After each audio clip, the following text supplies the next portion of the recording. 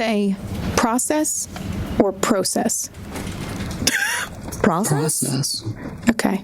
Now, all three of us are in the U.S. and in the kind of southeastern U.S. and at least in Texas, so it's its own region, basically. But I ask because I once had a colleague and we literally had this conversation and even almost a debate.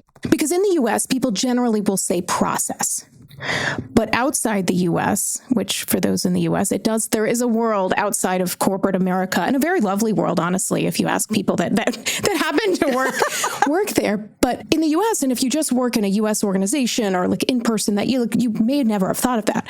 But outside of the U.S., a lot of people have different pronunciations of words the way that we pronounce it. And a big one, especially if you're in a function like HR, is process or process. And I had just started at this role. And so this was a global organization. And notably, we were not on a call with global colleagues. But so we were talking, and this colleague is she's from Georgia as well, or from Kentucky, obviously, but she's from Georgia. And so she's talking about something and talking totally normally. And then all of a sudden she kind of gets this tone and says, well, let's talk about the process. And for the life of me at first, it didn't register. And so I was like, the process, like who, that person's name? And I was like, oh my God, process. And you know me, I can't just let shit go. And so we get through the call, I'm like kind of giggling and I have a note to myself in addition to scribbles like ask. So we get off the call and I was like, let me ask you a question. I was like, why'd you say process? And she said, well, we are a global organization. And so it's important to think about pronunciation from that global perspective. I said, I totally know. I said, I don't know what. You just kind of had this tone the way you said it. And here I am, new hire, digging the hole. And she was looking at me and she's like, no, I understand, but I just think it's important to be relatable. And I was like, I mean, for the record, the person we were talking to was like out of Dallas. We're totally good. I was like, but it was a process person. Right. And so I was like, I mean, I guess it's better than thinking about if you're talking to people in other geographies and use that. Anyway, you'd think I'd take away the lesson and be like, okay, that's a fair point. Either I'd just stick with what I'm doing, live within my own skin and just keep saying process, as I've said for, 30 something years at that point, or start saying process like her and be like, oh, that's a good tip with global colleagues. But instead, every time we'd have a conversation, I couldn't get out of my freaking head. And I would think to myself, like, where are they located? Like, should I say process or process? Like all of this. And so in conversations, sometimes I would vary and then I'd catch myself and be absolutely like, oh my God, mortified with myself, couldn't get past it. And so there's a lot of those things. Like some people say tomato, but in the world of global HR, I'd say it's process or process. I've never heard anyone say tomato in my life. I'm just saying, as much as I've traveled to. And you like the UK. You like that accent. Tomato. We know that. I sure do. Oh, man, that's what Roman Empire for me, those accents. But yeah, process is what she said to a Texan and a Kentuckian. I'm just giggling away. Process. And so I couldn't help it. I would send her emails sometimes and I'm still friends with her to this day. I'm the personality hire a little bit in this conversation. So I'd be like all caps, like little, and I'd shrink the font. I'd shrink the font down to like 4 for process. Like she'd be like, you fucking asshole. And I'd be like, I know, but I just can't help myself. It does make sense. And it is kind of positive in a way. Process. It's literally like when I think I'd mentioned before, I started an organization and someone said align, and where I'd worked previously, even though it was a very large company, like I didn't have to attend meetings. We had total autonomy. Like people talked like real people. This person said align. I was like, ooh, that's a fancy word. And she's like, well, if you say it, it really does. It comes across as like a very professional and commanding word. Commanding. Right. Oh, okay. Well, when in Rome, right? I mean, when I'm here in the States, I'm going to say croissant, but if I'm in France, I'll say croissant. Oh, that's a Jamie. It's one of those. Like I'm probably just going to say it how I say it. I'm not even going to realize it. No. See, now you're going to think about it. And so now today you're going to see the word, you're going to giggle. Are you planning any exciting trips this summer? I bet something you might not be planning is learning the local language. Well, with Babbel, you only need a few weeks to learn. That's right. Babbel's quick 10-minute lessons, handcrafted by over 200 language experts, will get you to begin speaking your new language in 3 weeks or whatever pace you choose. In fact, I just came back from Mexico City. Absolutely love Mexico. And boy, did those lessons come in handy. I was able to order all of my favorite dishes, the most important things. But no, I did good. I did good. You all would be proud. So let's get more of you talking in a new language. Babbel is gifting our listeners 60% off subscriptions at babbel.com/HRBesties. Get up to 60% off at babbel.com/HRBesties, spelled BABBEL.com/HRBesties. Babbel.com/HRBesties. Rules and restrictions may apply. Hey, besties, real talk. You know that pit in your stomach when an employee asks something and you're not 100% sure of the answer? Or that worry that you might be missing something big? I've been there. Trying to be the HR superhero while secretly Googling employment law at 2 a.m. That's why I love Guardian HR. They're like having an entire team of HR experts and employment lawyers in your corner. No more second guessing yourself. No more feeling like you have to know it all. Your dedicated HR manager becomes your go to for every, am I doing this right moment? Plus, they've got unlimited attorney access, no hourly fees. I'm sorry, what? And all forms and templates and handbook reviews that you need to stay ahead. Visit GHRbesties.com. That's GHRbesties.com and see what it's like to have real backup. You're already amazing at your job. Imagine what you could do with a dream team behind you. Well, that is the perfect segue to our episode topic today.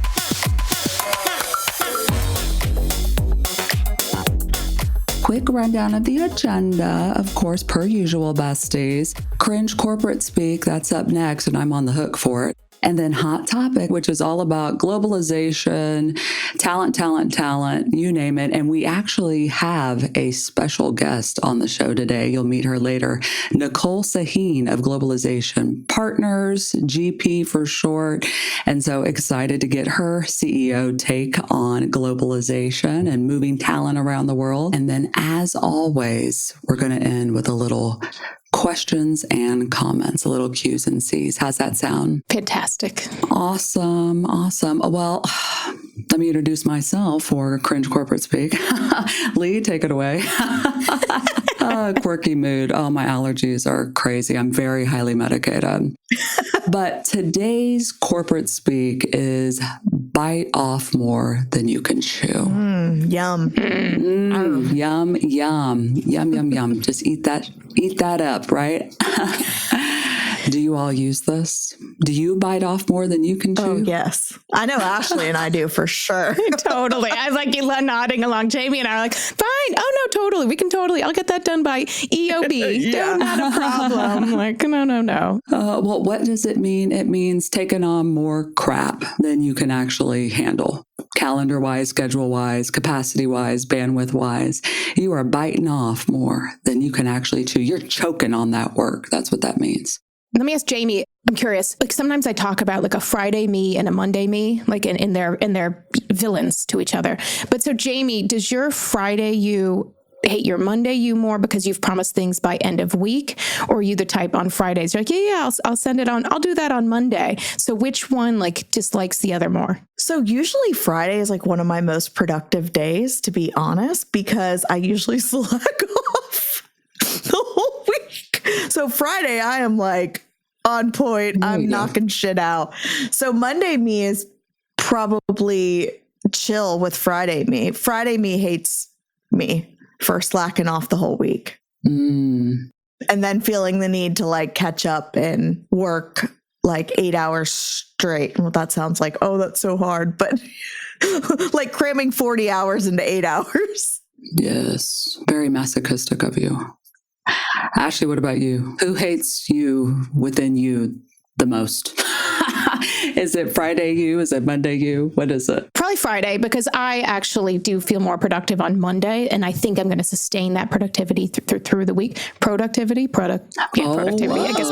Productivity. Okay. Productivity. And so I think I'm going to be as productive every day, and that's not true. And on Fridays, I just want to have a good time, and it's hard to have a good time when you're like, what's all this shit I claimed I would do and say and be, and so that's probably it. What about you, Lee? I try not to work on Fridays, and I don't work well on Mondays. I love that. So my core days are those middle days there, the Tuesday, Wednesday, Thursday, so Love that. yeah, I love that for me too, because it used to not be that way, but I have boundaries hard now. Boundaries hardcore. I might adopt that on my new journey. Yeah, like I've got nails on Friday, I've got Love the appointments that. on Friday. Yes. You know what I mean? I put all that stuff in there, but yeah, I may have a taco on Fridays. Fun stuff. But do you all like getting your nails done? I don't. I I do. I'm religious. They always look. I know you do. Well, it's one of my things. You know how everyone's got that thing where they don't feel put together if they don't have something done. These are my real nails. I get them done. I protect the length, right? So you gotta keep up on it. TMI. But that's a Friday thing for me. So don't bite off more than you can chew. Okay, don't do it. Try not to do it. easier said than done for yes face Ashley and Jamie. Yeah, I know. I'm always trying to. Lee is she's a great inspirational friend on these things. Like because proactively, if she sees that, she'll give you that reminder. And it's not the like toxic, like, fuck it, like don't listen to anybody. It's like a productive one too. Like, take care of yourself, save time for you, right? And I'm actually really proud of you, Ashley, because you've gotten a lot better at it. I've tried to work at it. Yeah, you have. My word for this year, I did say, is refine. So I'm not creating that much new stuff this year. I'm refining things, and so I've tried to. But you all bring me up on that. Love it. Oh, well, speaking of refinement, that's a terrible segue because it has really nothing to do with what we're talking about. But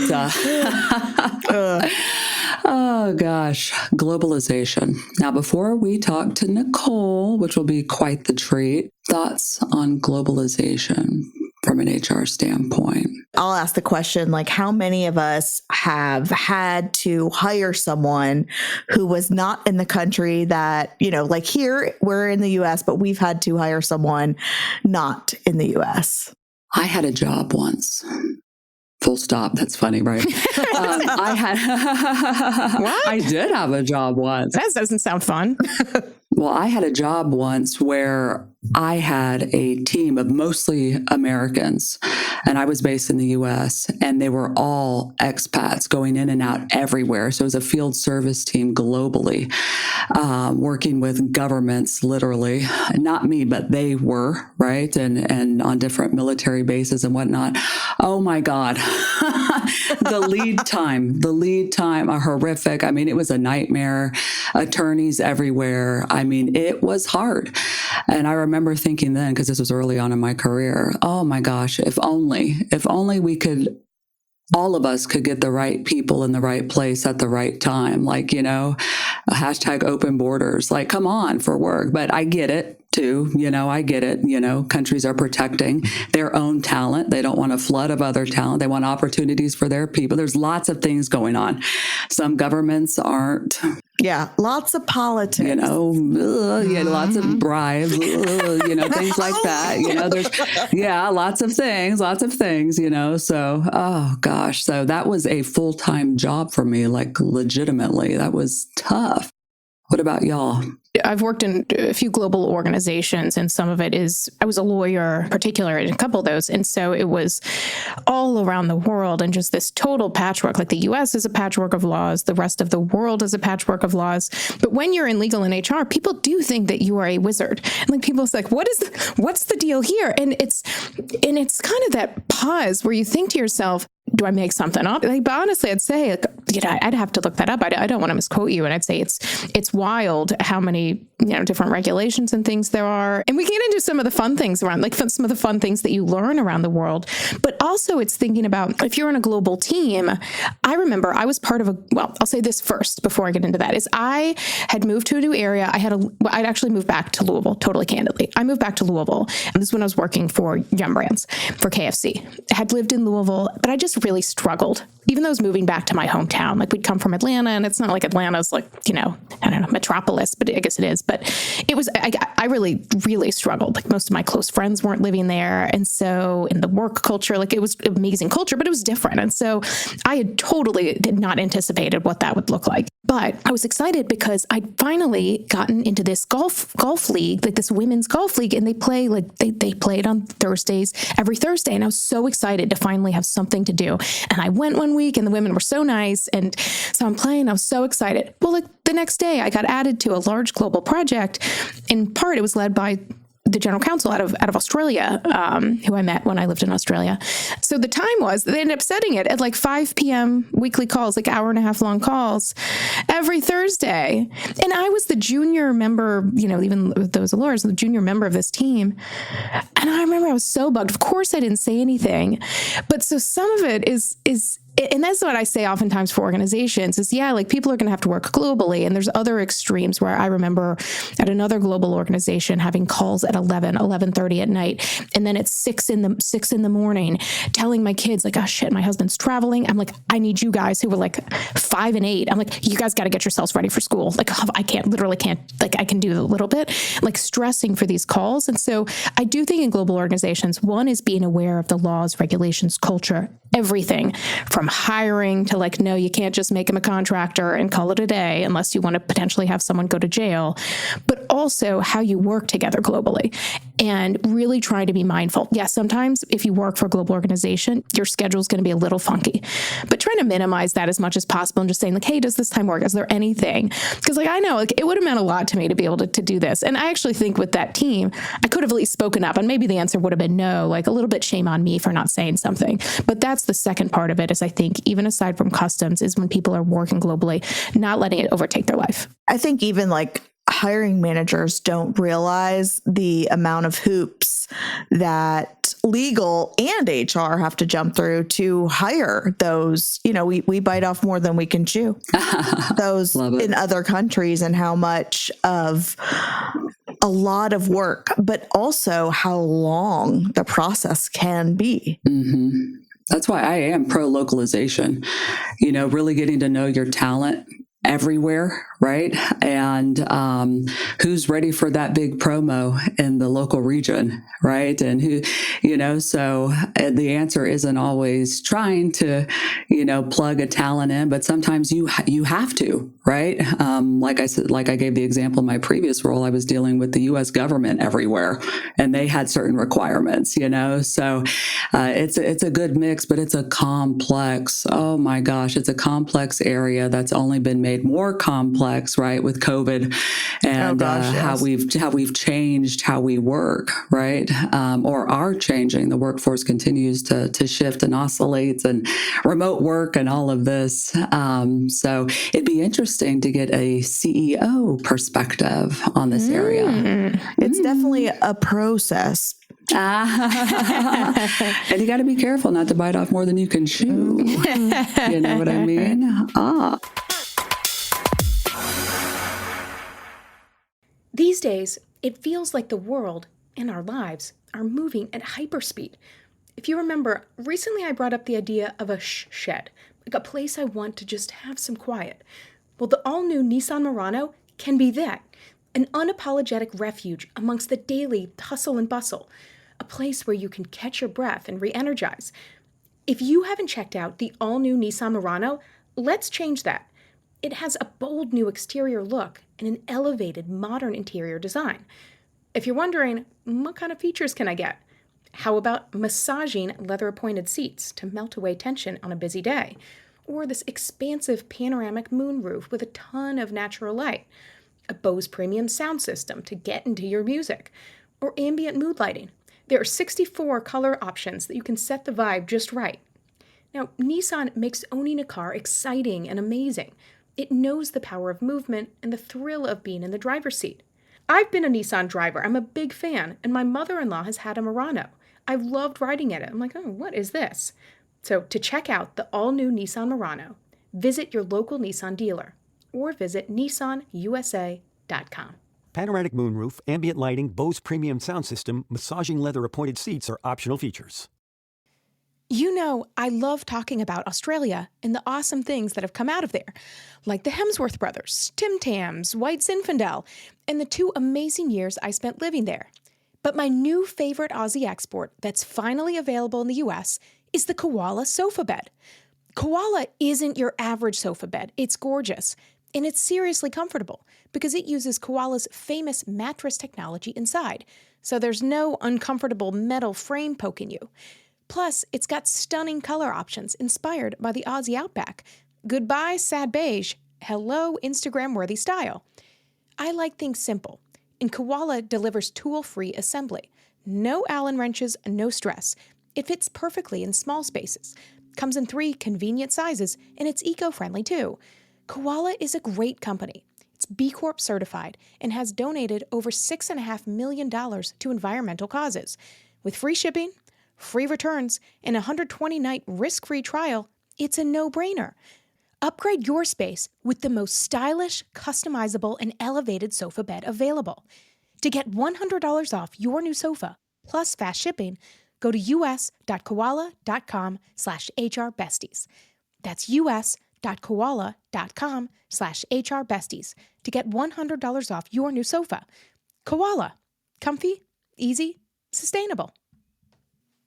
And now for a CEO founder perspective. Now, besties, you all know that the 3 of us are located in the US, but HR besties like yourself are all over the world, the US, global, you name it. And companies are hiring all over the world and trying to figure out how to do that. So we are so excited and happy to have with us Nicole Sahin, who's CEO of Globalization Partners, GP for short. Nicole, welcome. Thank you. So happy to be here with you. Oh, so great to have you. Now, I will not be able to do your bio justice. Can you give us your elevator speech? I'm Nicole Sahin. I'm the CEO and founder of Globalization Partners, GP, and I'm really passionate about helping everyone everywhere have access to opportunity, which ultimately led me to start Globalization Partners, which kind of birthed an industry, which is the employer of record industry, which helps companies hire talent all over the globe without having to deal with legal, tax, or HR issues. You all have been around now 12 years. What inspired you to kick GP off? Thank you. Yeah. So I used to be a consultant I helped start another company that helped companies expand internationally. And this is going back a long time ago, but in the early 2000s, we were the drop-in international expansion team for companies like Tesla and Infinera and NetSuite that were the Silicon Valley high-growth startups at the time. And our job was to advise clients whenever they wanted to hire somebody in another country, just handle all the legal HR and tax issues. And as you know, normally whenever a company needs to hire an employee in another country, they have to set up a company in that country before they can issue an offer, before they can run payroll, before they can basically get started. And it would take 3 to 12 months to set up a company in another country before the client could even issue an offer, which is just not how people do business, as you know. After setting up 100 different companies in the UK for 100 different companies, hiring one guy in the UK, as an example, I just thought, my God, if I could set up one company in each country and give all of our customers access to it, I'd have a much more scalable business model. At the time, that wasn't considered a legally compliant way of doing business. So there was not yet the global employer of record industry, which has exploded since the pandemic. And I knew that if I could find a way to make it work, and I came from a legal, tax, and compliance background, if I could find a way to like thread the needle on a country by country and a global basis, that it would need to meet the needs of an American public company, and we would have a huge market opportunity. So I quit my job, traveled for a year, meeting with tax advisors and lawyers in different countries, and a year later set up the business and started working on it. I would say it took a few years to make sure that it was going to be very compliant, that we could do it well, and to really go to market with it. And in 2015, 2016, it really started taking off. And in 2016, we were named the 6th fastest growing private company in America. Oh, wow. Fun fact. It took me a year and a half to put an employee in Spain once. Fun fact. It still keeps me up at night. Yep. I've literally lived this world. And Nicole, I wish we'd known each other or known your business sooner, because otherwise organizations will say, oh, like, just make him a contractor and use some US contractor form. And anyway, that is not often the best approach, but I'm curious. I mean, I know you talked about like the growth in 2015, 16, even like since there, what has evolved, and maybe even before and after the pandemic, and now it's becoming a way to do business. And then also now with AI as well, how are you transitioning from otherwise evolutions in the employee of record market and then like expertise of AI? Totally. I mean, it's a lot of fun. I feel like I'm a cat with 9 lives, to be an entrepreneur for 12 years in the same business in a tech era is amazing and a lot of fun. You're a badass. Thank you. Oh, yeah. Yeah, it's been a wild journey, and just constantly to be at the edge of personal growth and business it's been a great gift. I would say before 2020, the problem was really nobody knew this business model exists, and there was a huge barrier to companies wanting to hire talent overseas, or just not even overseas, just people like trusting people in other countries. I think in 2020, everybody just realized quickly, oh my gosh, like if everybody's going to be everywhere anyway, then I'm not limited to hiring people who are within a 50-mile radius of headquarters. I need to hire people all over the globe, and I get better access to talent that way. That really resulted in a huge, just tidal wave of people wanting to use our platform out of necessity, but it also resulted in a lot of competition. And we started seeing competition come in at that point that was very tech forward. So my intention had always been get the legal stuff really good, like make sure that's set, scalable, and then build software on top, because then it's like a doubly scalable business. And it needs it to really handle the capacity that is needed for an industry of this size. We had a lot of competition. I mean, there were billions of dollars in venture capital money thrown at the remote work industry after 2020. A lot of them came in with just like a flashy front end and not any operational expertise behind the scenes. I think it's been really good for the market. Having competition is a wonderful thing. It makes us all better at what we do. And I think now we're kind of seeing the tail end of lots of new entrants coming in, because a lot of those new entrants just aren't going to make it, frankly. They blew hundreds of millions of dollars to make $15 million in recurring revenue and created big compliance issues, frankly. But some of the competitors did make it, and overall the industry is here to stay. What has been proven is that people want this as a business model, and it's just kind of necessary. It's become seen as the way companies can hire talent internationally without creating a huge legal HR and jurisdiction related mess. Like everywhere you hire an employee, you need a whole company is a lot. So I think companies really want the platform, but what they want is a high quality experience, both from a compliance perspective and from an employee perspective. And so we have a really high close rate because we've always been focused on the legal compliance, the technology, and the human services, which I think is really the secret to the sauce. It can't just be tech. It can't just be the legal infrastructure. It really has to be the whole picture. Fortunately, we were ahead of the curve in terms of modularizing our data. We started about 3 years ago to build out our AI team and are quite ahead of the curve, hence the launch of Gia and all of that. But it's been a journey and an exciting one. So you mentioned, you all are doing a lot of data and AI. We did see when we were doing our homework that you have an annual AI at Work report. Mm-hmm. And so we did pull something really interesting out that in the US, 82% of HR pros believe AI is critical to the success of their company. So, how are you seeing HR professionals using AI today? What's considered a successful use of AI? Well, I think it's a good question. I think everybody knows it's critical to what they need, but they're not using it enough yet. Hence, going back to Gia. And what we're seeing is that, like, the way we've built our AI, I think it's really important, first of all, for people to be very careful to use AI, but to be really careful which tools they're using. And I think that is where there's a little hesitation, right? Because it might be okay to search OpenAI for market norm benefits in a country or how many vacation days should I give this person. But we do not want people uploading employment contracts to ChatGPT. Yeah, don't do that. Don't want that. And I think we all have some nightmares around that happening and things kind of getting out of the bag. So hence being really careful what people do and what they build and being careful to vet things. But what we're seeing is that most HR people don't yet trust the tools that are available. When we built Gia, for example, we built it on our own RAG. It's not open source. We're not using customer data to feed back into the learning models or anything like that. We keep information private. Gia has been designed not to hallucinate. It has less than 1% hallucination rate. And that type of thing is really important to be super careful. That's less than me. Right? I was like, what does that mean? And is that a bad rate? It's less than my hallucination rate. I know. I was about to say, Lee, that sounds like a Lee State School story there, but Yeah, what does that mean? A hallucination is just getting it wrong, which you're right, Jamie. I mean, at the end of the day, you're right. I get it wrong more than that. Oh, Yeah. that's a cool way to say it. We do tell people, like, Gia hasn't passed the bar exam yet, much less in 50 countries.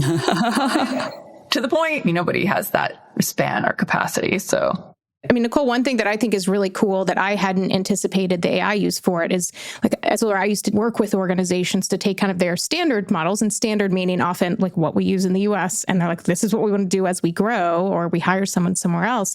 But taking that and having those conversations with local counsel and same, and they tell you something like, it is going to be 10 and a half months before we will get a response. And like, okay. And so using AI, I mean, I think that is, so it sounds like with Gia, taking some of your standard information and taking some of the human element out as far as automating. And then, of course, you can always give that over for local approval, but just speeding things up and making sure it's consistent. I love that. yeah, I mean, I think it's like, let's say I was starting cold and I needed to hire somebody in France. Gia can go all the way through drafting employment documentation and an employee handbook and all of these things.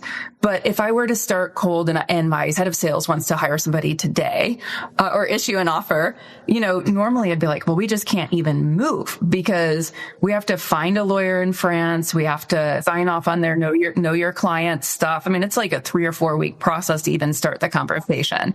So I think eliminating some of those hurdles and just putting information at people's fingertips and then they can use it how they want to is really the intention of what we're doing here.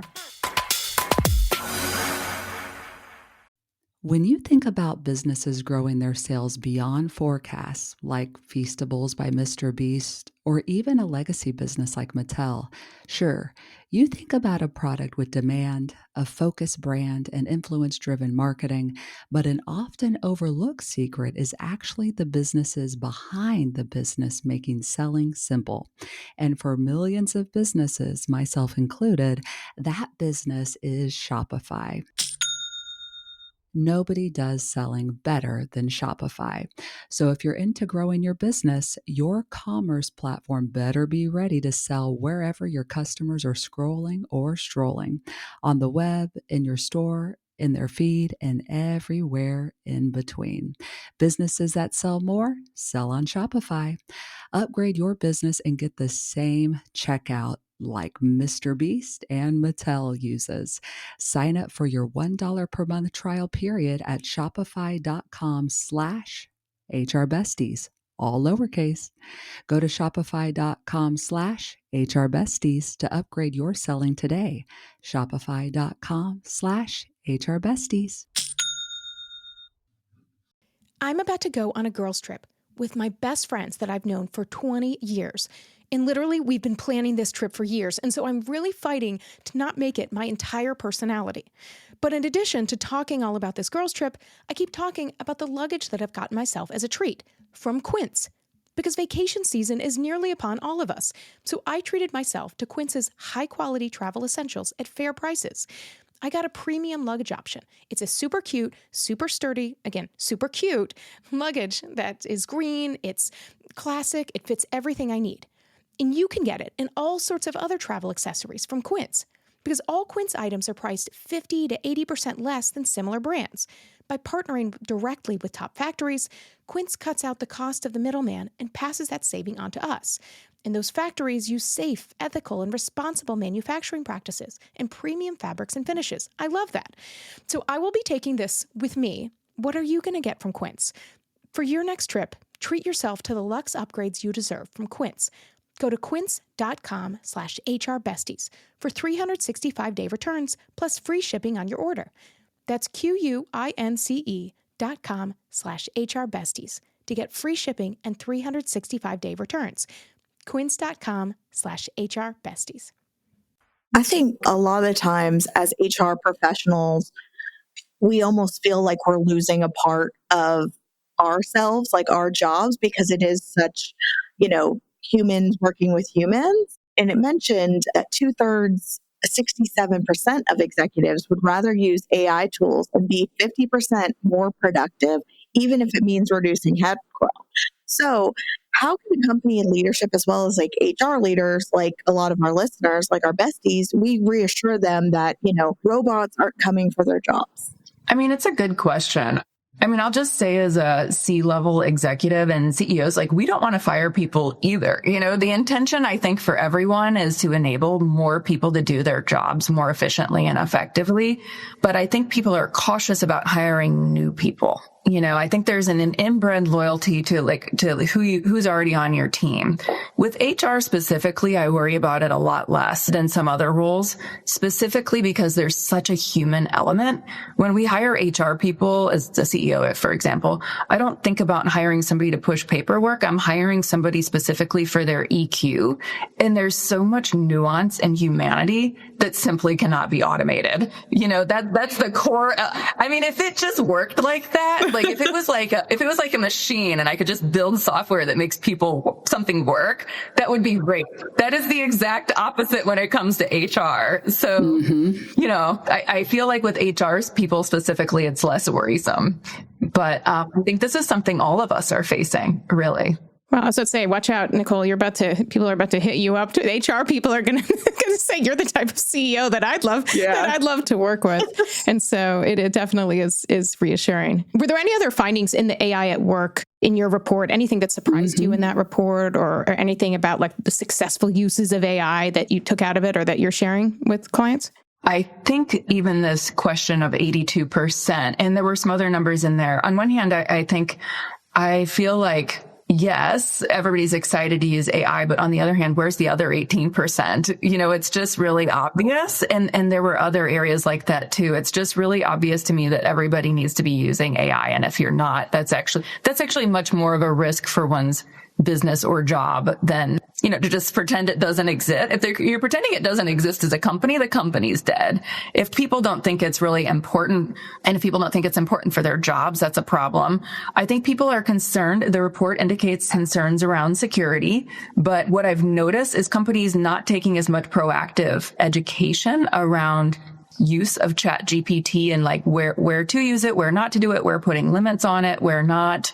But honestly, I've even had executives tell me that they think AI is overblown. And I just look at them and I think, I just can't even fathom thinking like that. So anyway, I'd say there's lots of nuggets in this report, and I encourage everybody to dig into it a little bit. Where do you think that opinion's coming from, right? Why the hesitation there? What I heard on that is we thought we'd have self-driving cars by now. Oh my goodness. Right. Back to the Future. The Back to the Future Part 2, because we didn't have that, nothing else exists. Okay. That is really funny. Yeah. Or AI is just a tool. It's a fad. So it's just a tool and my team uses tools. And I'm yeah, but I think this is a tool that we're going to be inserting in chips into our brain. It's the future of humanity that we're taking into our own hands. That's pretty big. I don't think we're blowing it out of proportion, especially since this is really just in the last few years and it's moving so quickly. Ultimately, I do worry a little bit about people being overwhelmed. I see a lot of executives and people all throughout most organizations, just like the quickness and throughput of all the news coming out constantly. It's almost like we need to step back sometimes and have a chance to breathe so that we can think more clearly. Yeah, no, there's definitely an overwhelm, right? I mean, it's a lot. And, as an HR leader, those slow adopters in an organization are those that are typically just resistant to change, right? I mean, it's just like, wow, this is a lot. What do I need to learn now, right? It is a lot. We're being inundated constantly. But it is such a unique pleasure to talk to a global employment pioneer like yourself, Nicole. Leave us with some advice and feedback when it comes to effective human AI collaboration, right? How can organizations be effective in that space? Any advice there? Anything else you'd like to share on how to make that work?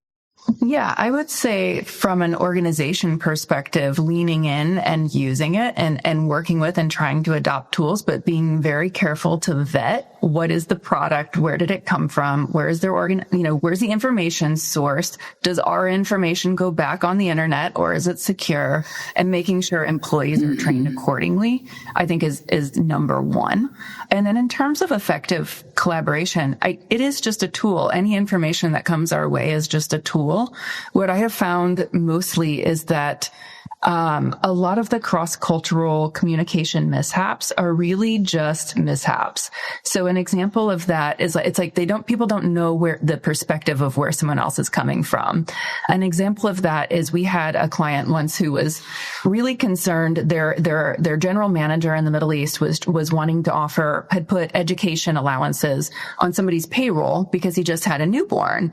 And they were like, yeah, this guy does have an education allowance for each child, but these kids aren't in school. They just started as an infant.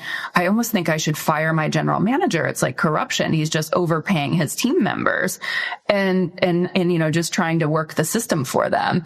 And when we intervened and said, actually, this is just considered like the employer's locally, it's like the employer is like the paternal, you take care of your employees when they have a new child, and this is considered part of the employee's benefits. It's not actually an education allowance. It's a way of honoring your child as a parent. And they were like, oh, it's just like, I think when people have information at their fingertips, and that's ultimately what these tools and AI brings us, they can see things from another person's perspective, which enables them to kind of smooth over a lot of those HR issues that inevitably arise and that HR people are so good at resolving. Well, gosh, Nicole, it has been such an absolute pleasure having you join us here on HR Besties. Thank you so much for being an HR Bestie. Tell our listeners, where can we find out more about GP and all of your offerings, the AI at work, anything else you'd like to share? Thank you so much. Yes, you can find us at g-p.com. Anyone who wants to sign up to be part of GIA in beta and test the product and try it out for free is welcome to sign up through the website and just have direct access to it. Would love to hear from any of you. You can find me on LinkedIn. It's Nicole Sahin. It's such a pleasure to be here today with you. Yes, free people. Got to check it out. Thank you, Nicole. Thanks. Thank you. Thank you. Thanks so much. Nice to be here with you. Oh, gosh, that was great. Oh, like you said, Jamie, what a badass. When I grow up, I want to be like Nicole. Oh, gosh, what a career. And really trying to find a solution for people like us that have struggles getting talent, the right talent where it needs to be when we need it. Oh, my goodness. I will say, because when we have, for example, like a podcast sponsor, Globalization Partners, that wants to be part of it, it's important to us to look into okay, what is experience and all this, because so often we know all too well, we're part of these HR message boards, and people, again, everyone assumes you have all the information. You may be nodding along, listening to this, where people are like, hey, who's the best vendor for XYZ? And getting those things. And so it's been fun for us to get to know not only Nicole, but truly Globalization Partners and what they do, and just that there are people that can make your life a lot easier and make things go a lot more seamlessly than you trying to figure out the nuances of employment laws and hiring in XYZ country. Absolutely. I wish I knew GP existed 10 years ago when I was in this boat. Same. Oh, but this was a big question from listeners, right? So hopefully this helped you all give a little perspective, right? And fun to talk about the future in this space too. So shall we segue to some questions and comments, ladies? What do you got? I got a comment. I can kick it off. Again, not a question, but just a quick comment. Do you remember when COVID happened and all of a sudden people needed to adjust meetings and some people weren't available and some people just started mentioning that their time zone shifted? These are your employees. Remember how everyone just started freaking moving around the world? Because I do. And then it's like you had to play catch up to be like, oh, well, FYI, you're not legal in that state or you're not legal in that country. But hey, thanks for the heads up that you freaking moved like across the world, you know? Oh my God, it was a lawless town, wasn't it? It was. And then like having to like set up payroll entities in that like state because we had like, nothing. Like what? Surprise. Yeah, and I know employees did not know that, but like on the back end, scurrying. Playing catch up. Yeah, I still will get like, emails to my like personal email because I, was so worried about missing a notification that I would give like 4 emails to be like, notify me when it's time to acquire an addition to our provider. And so I'll get them and I'll send them off to, old CEO. And I'm like, hey, I'm sure you've got this covered. Like, I'm not helping, but here you go. So, oh God, that's too funny. I have some, which is globally, again, like hiring, all those things, like it is important to get it right. And whatever you do, having someone help you get it right is very important. But some of it is also helping people get a sense of local customs. And I don't mean to come down on our, U.S. people, but often we are a bit United States of America centric, and you don't know what you don't know. And so when you're working with other colleagues, one question can be like, what are work, like you don't have to say like, what are your personal cultural traditions that you honor, but saying like, what are work traditions in yours, or proactively having, like, if you work with like a few different geographies, having meetings and having people talk about it, because like you may have seen like some of the meme of like someone bringing a clown with them to a termination meeting in like New Zealand, like in Australia and New Zealand. And I do know this from working in Australia. Like if you're putting someone on a performance plan, it is a more formal process. You have to give them notice, and they may have the opportunity to bring someone with them. And I remember seeing that and I was like, oh my God, we would never have that in the US. If you gave someone notice of a performance plan, you'd be worried about like personal safety, like it's a bit different culture. But on a more positive is like in Japan, for example, the way you present a business card matters greatly. Or they'll have like office clean day where they will like keep their offices, like work to keep their offices clean, or in different locations, like Germany. It may be very like people speak very bluntly, like that's part of it. So like it's not jokey or politeness. And so like showing up on time, there are certain geographies where that is a cultural, like you're 2 minutes late, like goodbye $1,000,000+ deal. And so whether you're having teams work together or doing some of that diligence, if you're going to travel places, it can be wild, the customs around the world. And HR can help to facilitate that by saying like, hey, like finding guides and being like, hey, you may want to know this if you don't already.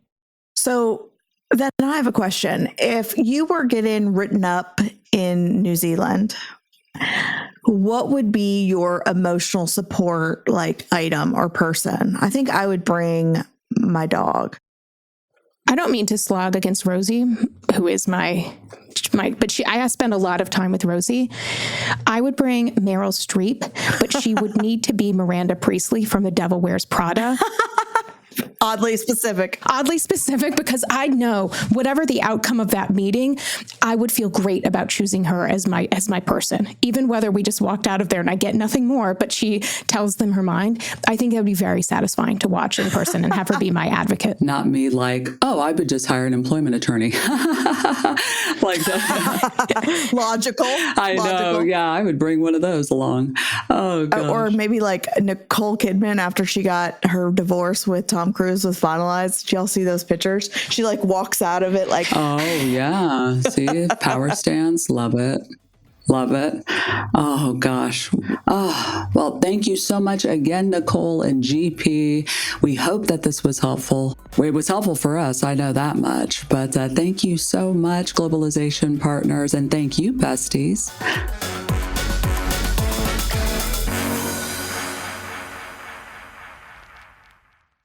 Life sure doesn't come with a roadmap, but what if you had a guide? I'm Tamsin, and on The Tamsin Show, I'm here to help you navigate midlife, menopause, career shifts, and everything in between.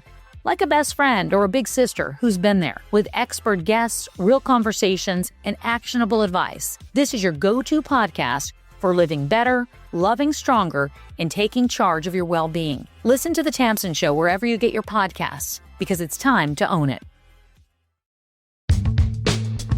Set up a 401k, buy a starter home, retire by 65. We've heard it all before, but is that traditional advice still valid? And what does it mean if it's not?